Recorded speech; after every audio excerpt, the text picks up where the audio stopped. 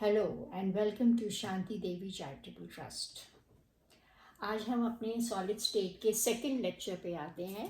और पिछली क्लास में हमने पढ़ा था कि जो क्रिस्टलाइन सॉलिड्स होते हैं वो डेफिनेट टाइप के पार्टिकल से बने हुए होते हैं। उनकी एक डेफिनेट शेप होती है, they have a definite geometrical shape, right. और उसके जो कॉन्स्टिट्यूएंट पार्टिकल्स होते हैं, आयंस, एटम्स, मॉलिक्यूल्स, कुछ भी हो सकते हैं, राइट ना। ये जो आयंस, एटम्स, मॉलिक्यूल्स वगैरह हैं, ये एक पर्टिकुलर तरह से अरेंज्ड होते हैं।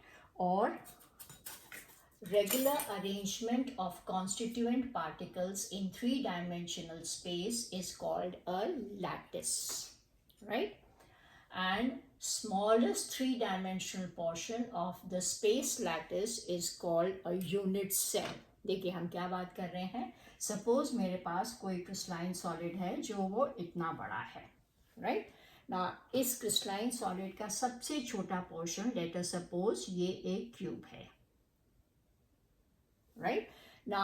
ये क्यूब जब थ्री डायमेंशनली सब तरफ से बढ़ते बढ़ते पूरा स्ट्रक्चर बनाएगा, पूरा क्रिस्टल बनाएगा, तो उसको हम बोल देते हैं लैटिस।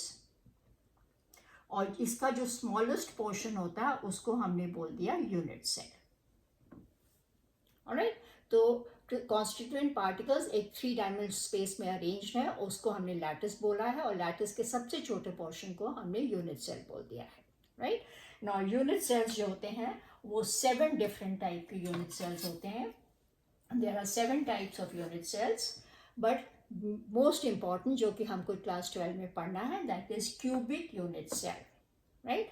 क्यूबिक यूनिट सेल, जैसे कि नाम से ही पता लग रहा है, it must be in the form of a cube. And इस पर्टिकुलर क्यूबिक यूनिट सेल में, ये सपोज मेरा क्यूब है,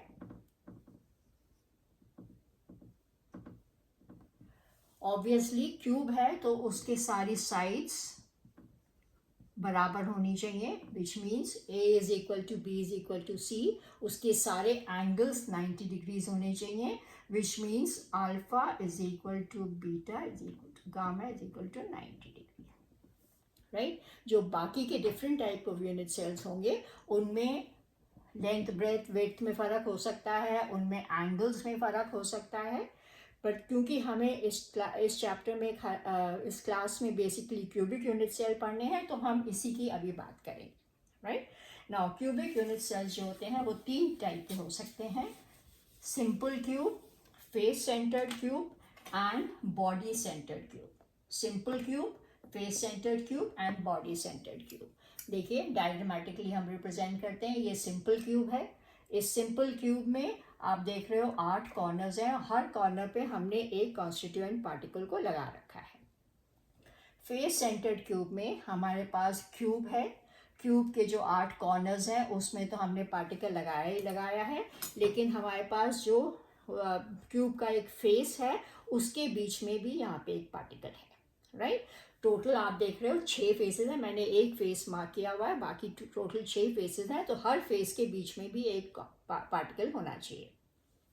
बॉडी सेंटर्ड में हमारे पास जो कॉर्नर्स हैं वहाँ पे तो हमारे पास कॉन्स्टिट्यूएंट पार्टिकल्स हैं ही, प्लस एक पार्टिकल जो है वो क्यूब के अंदर चला गया है, अंदर बॉडी ऑफ द क्यूब में चला गया है, तो इसीलिए हम उसको बॉडी सेंटर्ड क्यूब बोलते हैं, राइट ना। अब हम देखते हैं कि जो various type of cubic unit cells हमें पढ़ने हैं उनमें number of particles per unit cell कितने होने चाहिए, राइट ना। सिंपल क्यूब की अगर हम बात करते हैं, ये मेरे पास क्रिस्टल लैटिस है, ये मेरे पास यूनिट सेल है, और ये let us suppose is the particle which I am talking of this particular particle, right ना। जब ये पर्टिकुलर लैटिस बनेगा तो इस क्यूब के चारों तरफ और भी क्यूब्स होंगे, 3 डायमेंशनली पैक होंगे, तो as a result of this इस क्यूब के चारों तरफ 1 2 3 4 5 6 7 और क्यूब्स आ जाएंगे, राइट।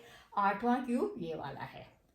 देयरफॉर इस पर्टिकुलर पार्टिकल की अगर हम बात करें तो ये particle will be shared by 8 cubes, 7 इधर हैं और एक ये वाला है, राइट तो इस पार्टिकल का contribution toward this cube is going to be 1/8 of 8 which is equal to 1, right.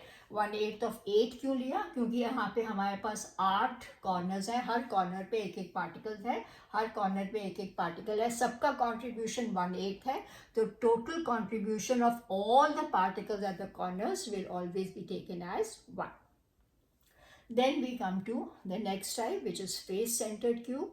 Face centered cube में कॉर्नर्स पे तो पार्टिकल्स हैं, तो जो कॉर्नर्स पे पार्टिकल्स हैं उनका कॉन्ट्रीब्यूशन 1 वो तो होगा ही होगा, प्लस ये हमारा एक फेस है, इस फेस के बीच में यहाँ पे एक पार्टिकल है. लेट अस सपोज ये दूसरा क्यूब है, उसका यहाँ वो ऐसे जुड़ा हुआ है, तो जो कॉन्स्टिट्यूएंट पार्टिकल यहाँ पे था वो आधा इस वाले क्यूब में है और आधा इस वाले क्यूब में है, तो उसका contribution is only half, right. And आप देख रहे हो टोटल 6 फेसेस हैं, तो हाफ ऑफ 6 हो जाएगा which is equal to 3. Therefore total number of particles in case of face centred cube will be 4. एक कॉर्नर पे आ गया और 3 जो है वो फेस पे आ गए. इन case of body centred cube देखिए क्या होगा. बॉडी सेंटर्ड क्यूब में जो कॉन्स्टिट्यूएंट पार्टिकल्स हैं कॉर्नर्स पे तो हैं, तो कॉर्नर्स का contribution 1/8 of 8 is equal to 1 वो तो होना ही होना चाहिए, राइट. इन एडिशन एक पार्टिकल क्यूब के अंदर चला गया है, जो अंदर चला गया है that is not being shared by any other particle, any other cube. Therefore उसका कॉन्ट्रीब्यूशन टोटल 1 ही होगा उस पर्टिकुलर क्यूब में. तो total number of particles which are present in a body centred cube हम 2 मानेंगे, एक which are present at the corner and one which is present in the body center, right. now इसके ऊपर देखिए किस type के क्वेश्चंस पूछे जा सकते हैं. हमारे पास एक क्वेश्चन है, a compound is made up of 3 elements A, B and C. A, B and C से बना हुआ है. A atoms are present at the corners. A atom जो है वो कॉर्नर्स पे प्रेजेंट है. तो ए का हमने देखा है कि कंट्रीब्यूशन कॉर्नर्स का क्या होता है हमेशा 1/8 ऑफ 8 इज इक्वल टू 1. तो ए का एक ही पार्टिकल होना चाहिए, right. B atoms are present in the body centre. Body centre में जो चला गया है वो पार्टिकल शेयर्ड ही नहीं हुआ है, तो बी पार्टिकल एक होना चाहिए, राइट. एंड सी पार्टिकल्स कहाँ प्रेजेंट हैं? C particles are present on the face centre. Face centre पे हम ऑलरेडी देख चुके हैं, सी पार्टिकल्स होना चाहिए 3. Therefore the formula of this compound जो निकल के आएगा that is going to be A, एक ही पार्टिकल है, बी एक ही पार्टिकल है और सी के हमारे पास 3 पार्टिकल है, राइट. तो formula of the compound will be ABC3, right. ना इस क्लास में आज हम यहीं पे ख़त्म करते हैं और नेक्स्ट क्लास में हम शुरू करेंगे close packing in crystalline solvents.